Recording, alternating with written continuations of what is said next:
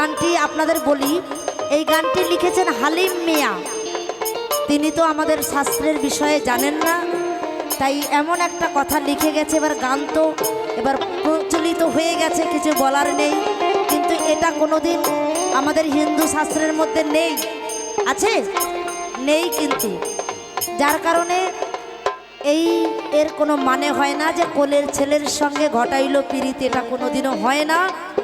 যাই হোক, হালিম মিয়া একটি মুসলমান, তিনি গানটি লিখেছিলেন। তিনি কেন এই কথাটা লিখেছেন এবার তিনিই জানেন। এটার ব্যাখ্যা আমি হিন্দু হয়ে আমি এটা করতে পারবো না। তাই গৌর হরি বল, হরি বল। ঠিক কিনা?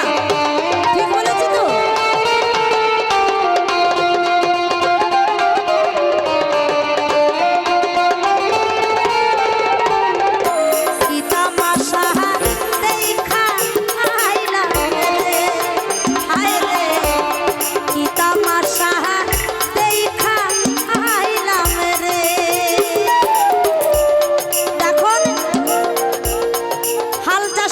ফসল ফলাতে হবে, হাল চাষ করতে গেছে।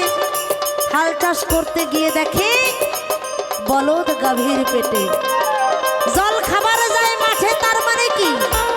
এই অন্ধকার কারাগারে নাই বাতি, নাই বিছানা, নাই খাদ্য, তবু তিনি তিলে তিলে, যেটা হচ্ছে আমি কি করে বলবো, অনেক মায়েরা রয়েছে, সন্তান যখন গর্ভে আসে সন্তানের খাবারও মাঠে চলে আসে, মানে দুগ্ধ।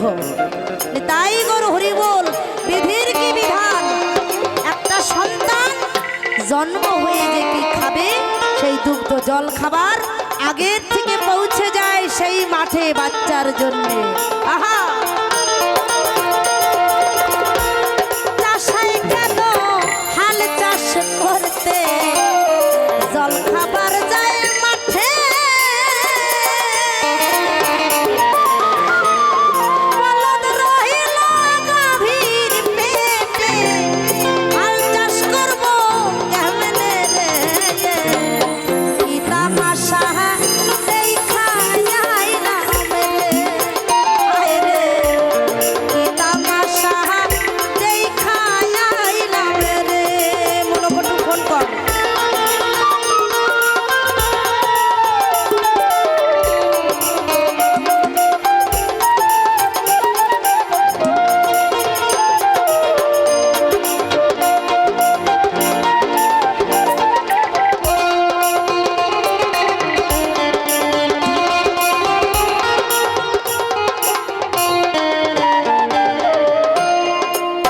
তো যাই হোক, এই গানটি আমার শেষ গান, আপনারা কেউ যাবেন না। পরবর্তীকালে আমি যদি সময় সুযোগ থাকে বা সময় থাকলে আমি অবশ্যই আবার আসবো। তারপরে কি জানো,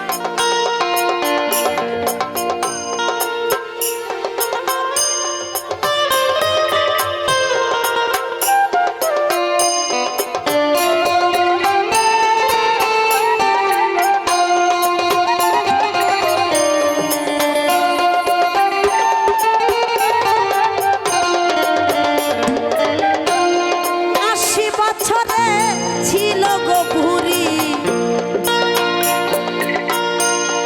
বামে কাটে সিথি,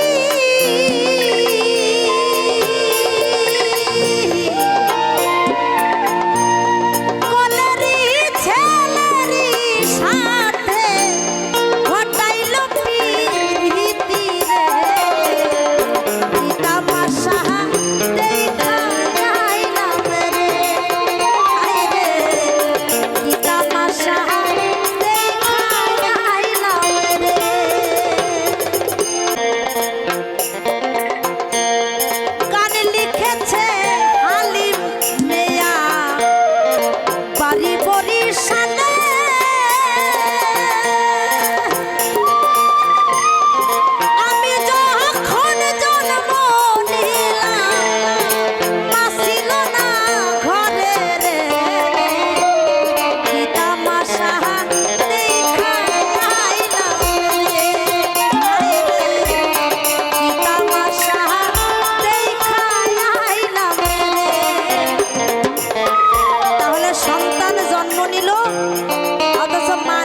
করে। জানা আছে না মানেটা? লব আর কুশ। সীতা গিয়েছিল জল আনতে, লব পেছনে পেছনে চলে গেছে। বাল্মীক মুনির দেখছেন এই, আহা কোথায় গেল কোথায় গেল কোথায় গেল, লবকে খুঁজে পাওয়া যাচ্ছে না। তখন কি করলো? কুশ মানে ওই যে ঘাস আছে না বড় বড়, ওই ঘাস দিয়ে লবকে আবার দ্বিতীয় লব তৈরি করলো। তাহলে মা ছিল না ঘরে,